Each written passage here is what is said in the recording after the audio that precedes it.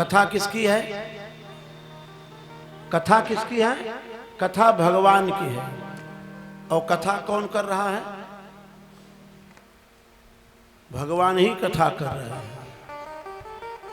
और भगवान ही कान में बैठ के कथा श्रवण कर रहे हैं। फिर भी हम कहते हैं कि भगवान हमको मिले नहीं है, भगवान से मिलना है। हमारे वाणी में भगवान है, हमारे हृदय में भगवान है, हमारे चित्त में भगवान है।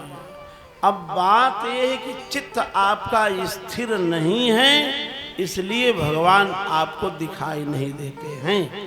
होते हुए भी, घर में भी बहुत बस्तियां होती हैं, वहीं पास में ही होती हैं, होते हुए भी नहीं दिखाई देती हैं।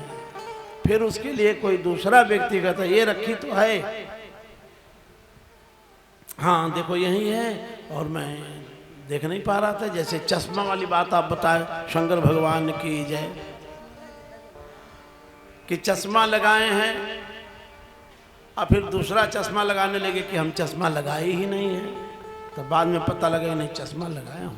तो ये निवेदन है कि श्रीमद् भागवत जो हैं, आप लोग कथा एक बार नहीं अनेक बार सुने होंगे भागवत जी की। श्रीमद् भागवत जो है साक्षात भगवान है। कौन है?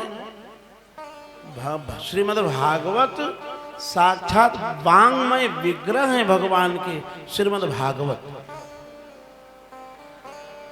श्री रामचरितमानस वह एक सरोवर है। क्या है? सरोवर है। सरोवर में क्या किया जाता है? स्नान किया जाता है। लेकिन यही सर मतलब सरोवर, यही सर आवत अति कठिनाई, और राम कृपा बिनु आई न जाए। भगवान की आपके ऊपर कृपा है तब यहाँ आए हो, और नहीं तो नहीं आ पाओगे। वो चाहेगा तब आ पाएगा, वो चाहेगा तब आपके द्वारा यह कार्य हो रहा है, वो न चाहे तो नहीं होगा। तो श्रीमद् भागवत भगवान श्री कृष्ण का वांग्मय विग्रह, साक्षात भगवान। श्री रामचरितमानस सरोवर, उसमें स्नान करने के बाद तब श्री रामचरित्र दिखाई देता है, श्री राम मिलते हैं। लेकिन उसमें स्नान करना कठिन है। रामायण जी पढ़ना सरल है, भागवत जी पढ़ना कठिन है। और शायद भागवत जी आपको समझ में आए तब भागवत जी समझ में आएंगे, जब रामचरितमानस समझ में आएगा। जब राम जी समझ में आएंगे, राम जी को जान जाओगे तब कृष्ण को जानोगे। अच्छा, सीधा साधा कोई व्यक्ति है तो उसको आप जान ही नहीं पाते हो, समझ नहीं पाते हो। और जो टेढ़ा होगा वो तो टेढ़ा ही है, उसको जानना तो कठिन है। इसलिए भगवान श्री राम का अवतार पहले हुआ कि पहले राम को जानो, सरल लोगों को, सीधा सहज लोगों को जानो। क्योंकि जो दूसरा हमारा अवतार होगा वो तो उसमें सारे कार्य हमारे टेढ़े होंगे, कूटनीति होगी, राजनीति होगी न, तो उस समय समझना फिर माखन लीला होगी, चोरी होगी, अनेक कार्य हो गए उसमें भक्तों के आनंद के लिए। तो कृष्ण को समझना तब आसान होगा जब राम को समझ लीजिएगा।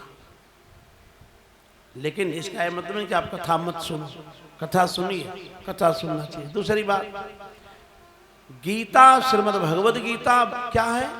ये भगवान श्री कृष्ण की वाणी है। भगवान श्री कृष्ण ने गीता का उपदेश अर्जुन को किया है, तो गीता भगवान की वाणी है। श्रीमद् भागवत साक्षात भगवान ही है।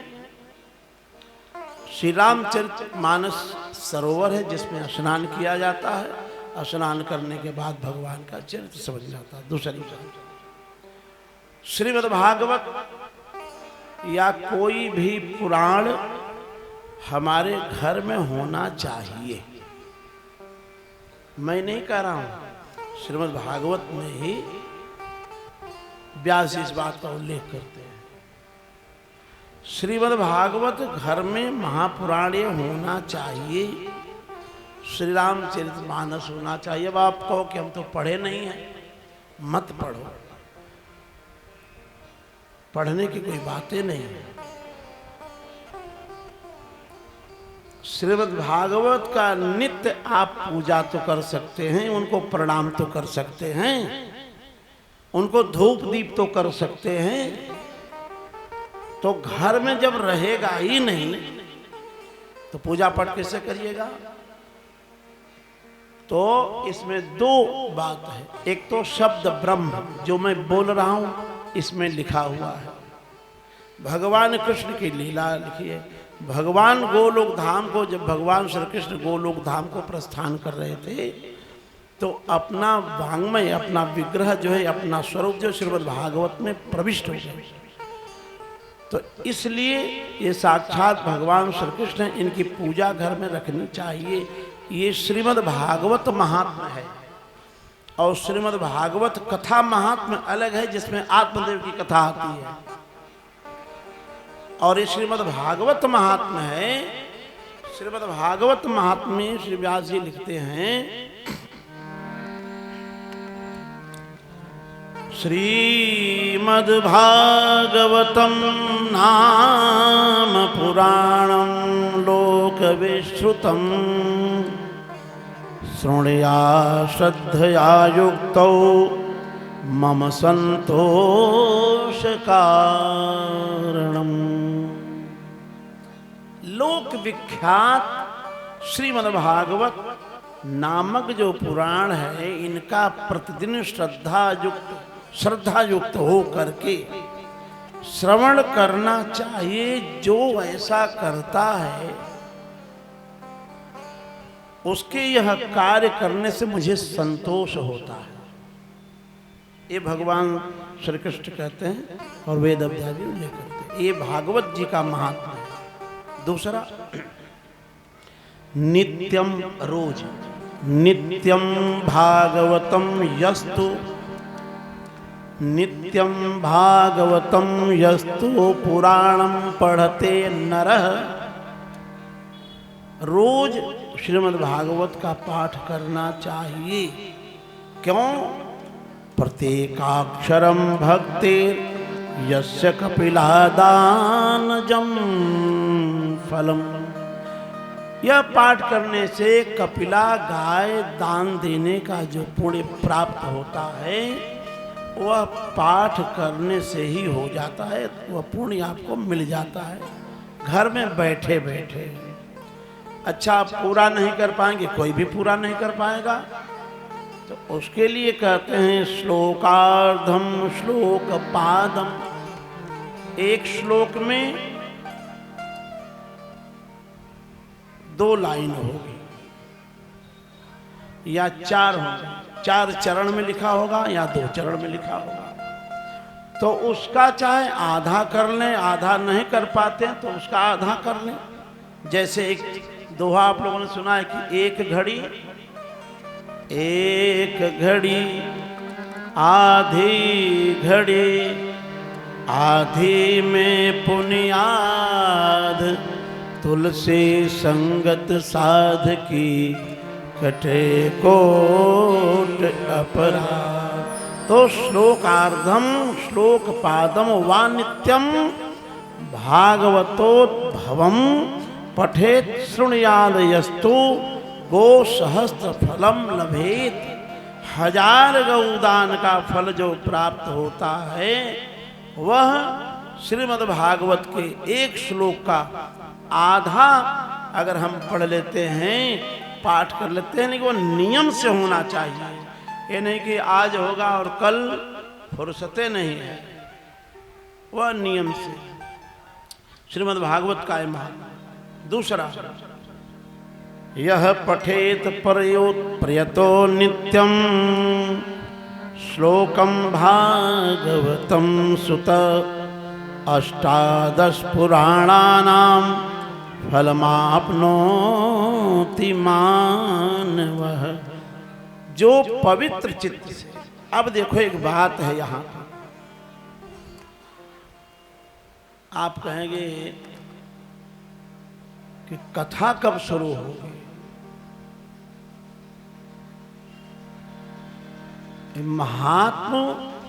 महात्म भी बहुत बड़ी कथा है। इसमें लिखते हैं कि श्रद्धा युक्त शब्द जो है सरल है, लेकिन शब्द के जो कार्य हैं वह कठिन है।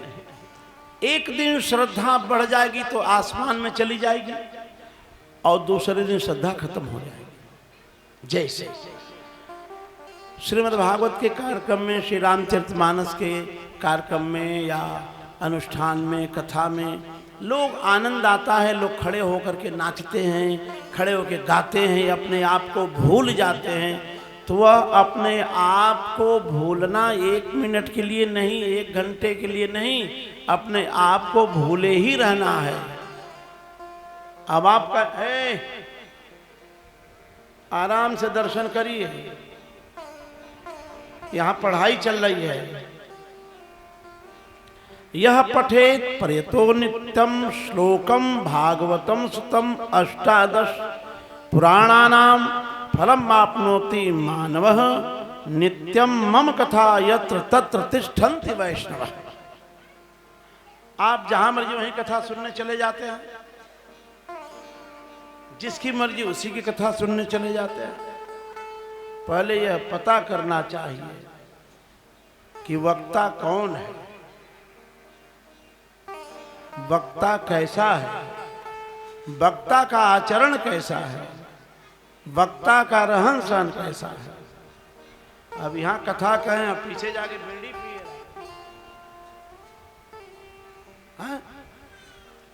जिसको कोई व्यसन न हो, जो वैष्णव परंपरा में दीक्षित है। तो वैष्णव परंपरा का तात्पर्य केवल यही नहीं कि हम उर्ध कुंड लगाए हैं तो हम वैष्णव हैं, विष्णु कृष्ण को मानने वाले, राम को मानने वाले वैष्णव हैं, ऐसा नहीं है। भगवान शिव तो परम वैष्णव है, भगवान शिव परम वैष्णव हैं। लोग तिवारी जी लोग मंत्र लेने जाते हैं, तो मंत्र लेने जाते हैं तो कहते हैं कि हमको शिव मंत्र दे दीजिए।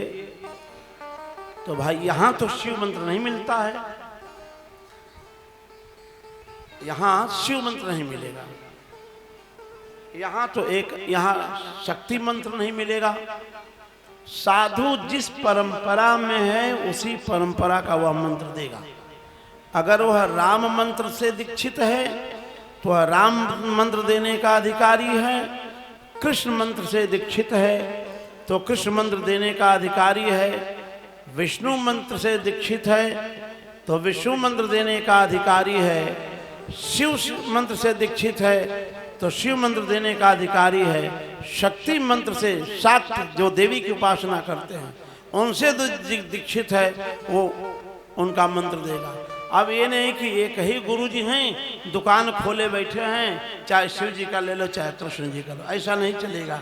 यद्यप राम कृष्ण शिव सब एक हैं, फिर भी इसमें जो विद्युत धारा जा रही है वह एक ही है, लेकिन पंखा पंखा है, साउंड साउंड है, लाइट लाइट है, सबके अलग अलग कार्य हैं। एक कैमरा भी लाइट से चल रहा है।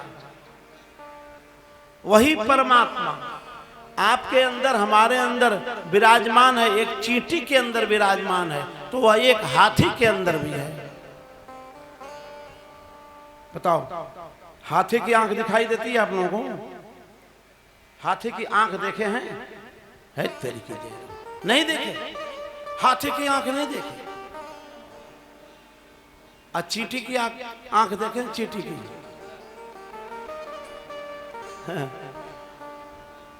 अब बोलो, चींटी की आंख आप देखे नहीं हैं, लेकिन आपके आंख से चींटी की आंख कम काम नहीं करती है, ज्यादा करती है। चींटी आपको देखती है लेकिन आप चींटी को नहीं देख पाते हो। उस परमात्मा का अनुभव करो कि एक चींटी में ऐसा पावर भरा है कि तिवारी जी के घर में गुड़ रखा है तो यहाँ चींटी है तो उसको महक आएगी, डोल पड़ेगी, चली जाएगी। आप कितना हो पैकिंग करके रखोगे तो चींटी वहां पहुंच जाएगी, लेकिन आपके अंदर वो क्षमता नहीं है।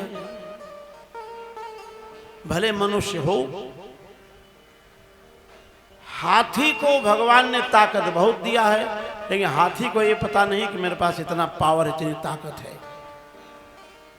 उतना बड़ा हाथी का आंख जो है तो इतना बड़ा होना चाहिए, लेकिन इतनी बड़ी दे दिए। हमारी आंख से थोड़ी बड़ी होगी, ज्यादा बड़ी नहीं होगी। तो ये मैंने क्या कहा, सृष्टि मधुरा, भगवान की सृष्टि को समझना, भगवान की सृष्टि का अनुभव करना ही भगवान का अनुभव करना होता है। और भगवान सामने खड़े हों।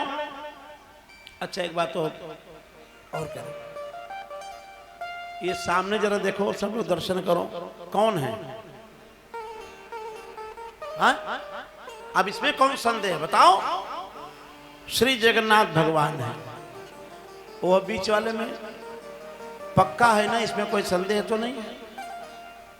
श्री हनुमान जी हैं बीच वाले में, इधर श्री जगन्नाथ भगवान है, पक्का है। भगवान है ना, बोलते हैं ये, बताओ? ये बोलते हैं, हनुमान जी बोलते हैं। हनुमान जी के लड्डू चढ़ता है, पाते हैं हनुमान जी, श्री राम जी पाते हैं। ये श्रद्धा है, यह विश्वास है कि ये भगवान है, ये श्रद्धा है। ये कथा नहीं, पढ़ाई है, क्लास चल रहा है। ये बात गुरु जी कहते थे, क्लास चल रहा है। अगर भगवान की कथा सुनने बैठे हो तो भगवान का अनुभव जब तक होगा नहीं तब तक कथा सुनेंगे कैसे? अब मैंने पहले कहा कि सबको अपनी अपनी अलग होती है कथा करने का। तो हमारी श्रद्धा, हमारा विश्वास इनको भगवान बना के बैठा है, और इनके पूजा करने से, इनमें श्रद्धा रखने से हमको लाभ होता है। भगवान में श्रद्धा रखने से हमको लाभ होता है। चलो, ये किसने बनाया होगा? मैं आप लोगों से पूछता चलूंगा, ये किसने बनाया? हाँ? ये भगवान के विग्रह से, हनुमान जी महाराज के विग्रह, श्री राम जी के विग्रह, जितने विग्रह हैं, साईं बाबा के विग्रह, जितने विग्रह हैं, किसने बनाया है? कोई मनुष्य बनाया है? तो मनुष्य के बनाए हुए, तरासे हुए में आपको भगवान दिखाई देते हैं, और भगवान के बनाए हुए इस पुतले में भगवान क्यों नहीं दिखाई देते हैं? शंकर भगवान की जय। बोलो, इसमें भगवान दिखाई नहीं देते, उसमें भगवान दिखाई देते हैं। भगवान ने जिसको बनाया वो भगवान को बना दिया, तो उसमें भगवान दिखाई पड़ते हैं। और भगवान ने इसको बनाया तो इसमें आपको भगवान नहीं दिखाई पड़ते हैं। क्यों? कि इसमें आपकी श्रद्धा नहीं है, इसमें आपका प्रेम नहीं है, इसमें आपका विश्वास नहीं है। आज वह बोलना शुरू कर दें तो आप लोग आना बंद कर दोगे। आज भगवान बोलना शुरू कर दें तो आप आना बंद कर दें। इसलिए भगवान अंतर ध्यान ही यह प्रतिष्ठा है, ये हमारे मन की प्रतिष्ठा है, हमारे चित्त की प्रतिष्ठा है भगवान न। तो भगवान कहाँ रखने की वस्तु है? भगवान दिल में रहते हैं, भगवान आंख में रहते हैं, भगवान कान में रहते हैं, भगवान जिह्वा में रहते हैं, भगवान सूंघते हैं। जिस दिन सत्ता भगवान हटा लेंगे तो बाँह वैसे झूलती रहेगी, डॉक्टर लोग लगे रहेंगे, कुछ होने वाला जाने वाला नहीं है। भगवान ने अपनी सत्ता यहाँ से हटा ली है। अब झूला झूला किसी काम लायक, अंग में लगा रहेगा, किसी काम लायक नहीं रहेगा। चश्मा लगाते रहो, महंगा से महंगा। भगवान की जब सत्ता वहां से डोल जाएगी तो शीशा के भीतर से दिखाई नहीं देगा, चाहे कुछ भी कर लो। भगवान का अनुभव करो। एक अनुभव और ले लो। आप जब आए यहां पर, आपका क्या नाम था? आप जब इस धरा पर आए तो आपका क्या नाम था? कोई बताओ। उन लोगों को सुनाई पड़ रहा कि नहीं? वो देखो साउंड चल रहा है। अच्छा, आप जब आए इस धराधाम पर तो आपका क्या नाम था? उसके पहले आप कहां थे, पता है? बताओ। नाम कहां से मिला? यहां मिला। किसके द्वारा मिला? गुरु के द्वारा मिला, माता पिता के द्वारा मिला, पुरोहित के द्वारा मिला न? तो नाम आपको मिला संबोधन के लिए कि आप फलाना हैं। तो अब आप बताओ। अच्छा कल को ले जाओ, बंद कर दो उधर।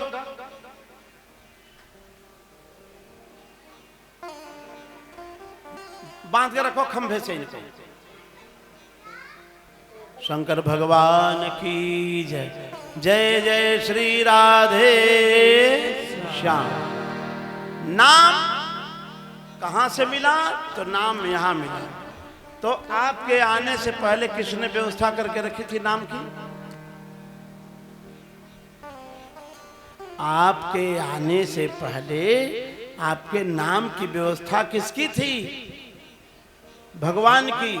मुंह में दांत नहीं थे तो दूध की व्यवस्था किसने की? परमात्मा ने की।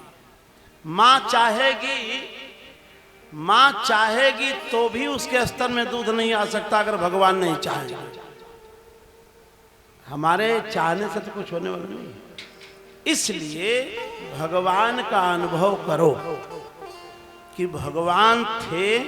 चतुश्लोकी भागवत का मूल तात्पर्य यही है जो आज नारायण भगवान ने ब्रह्मा जी को दिया कि सृष्टि से पहले मैं ही था, सृष्टि है तो मैं ही हूं, सृष्टि नहीं रहेगी, जो शेष बचेगा वो हम ही हूं न? तो आपकी सारी व्यवस्था भगवान करते हैं।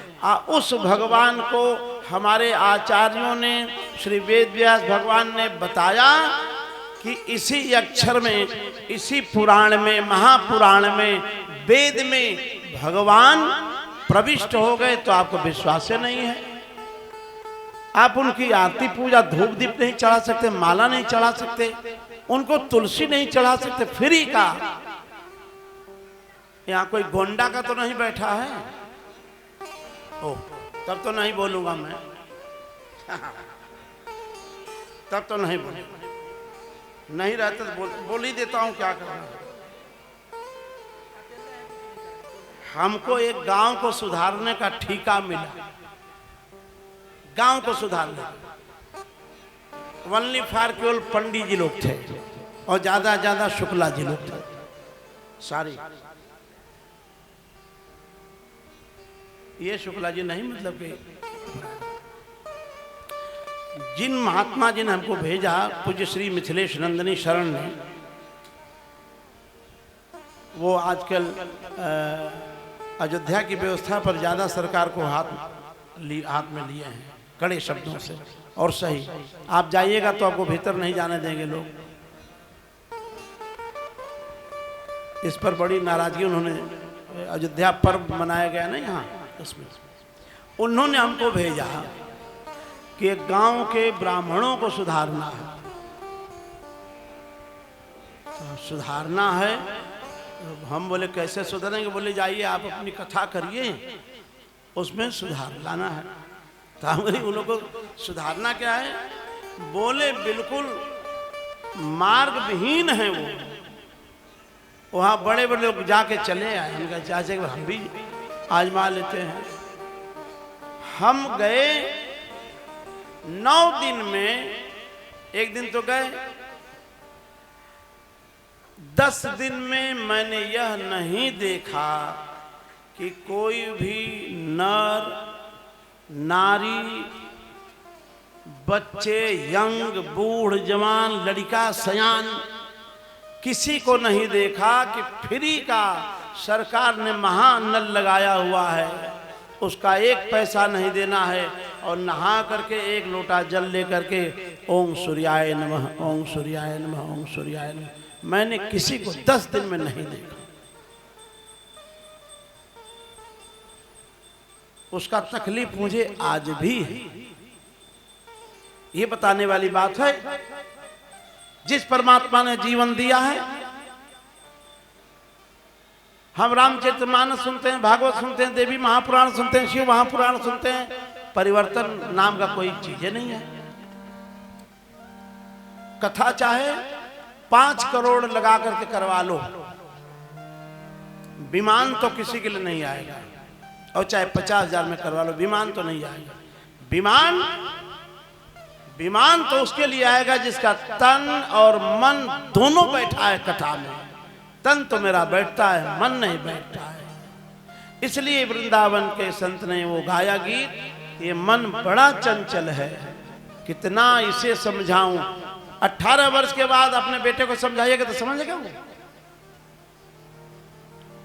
आपका बेटा तरुण हो गया, 12वीं क्लास में पास हो गया कि फेल हो गया, छोड़, और 18-20 साल का हो गया, अब समझाने चले हो बेटे को, समझेगा वो? जब समझाना ही था तो जब अंगुली पकड़ा के चला रहे थे तभी समझाए होते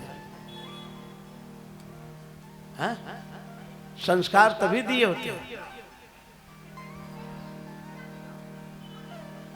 इसलिए मेरा निवेदन है कि कथा किसी की, कथा सबसे, अब मैं क्या कहूं भाई, जो लिखा है मैं तो बोल देता हूं। पता करो कि कथावाचक कौन है, आचरण क्या है, रहन सहन क्या है, खान पान क्या है। जिससे मर्जी उसे कथा नहीं सुनिए। वो कौवा से सुन लो ठीक है, गिद्ध से सुन लो ठीक है। गिद्ध ने जब अपना भोजन छोड़ा तो छोड़ दिया, उसके बाद मांस नहीं। जब मंत्र लिया तो मांस बंद। गिद्धराज जटायु ने जब मंत्र लिया तो मांस बंद हो गया खाना। हम मंत्र लेने के बाद ही खाने लगते हैं, हम मंत्र लेने के बाद ही पीने लगते हैं, फिर कहते हैं भगवान हमको मिलते नहीं है, भगवान हमारे ही नहीं करते, भगवान नौकर लगे हैं। इसलिए मेरा निवेदन है,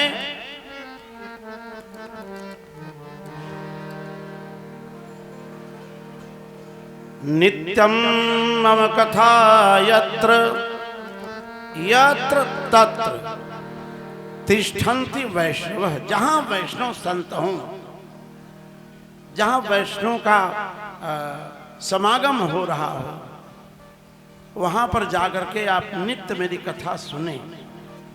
हमारे संतुष्टि का वो भी एक कारण है। लेकिन कथा नित्य सुनना है। इस कलिकाल में नित्य कथा सुनो, नित्य उस पर अमल करो।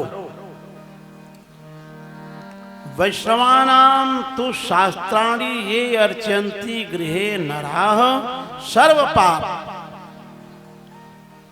आपका कोई पाप ही नहीं रह जाएगा।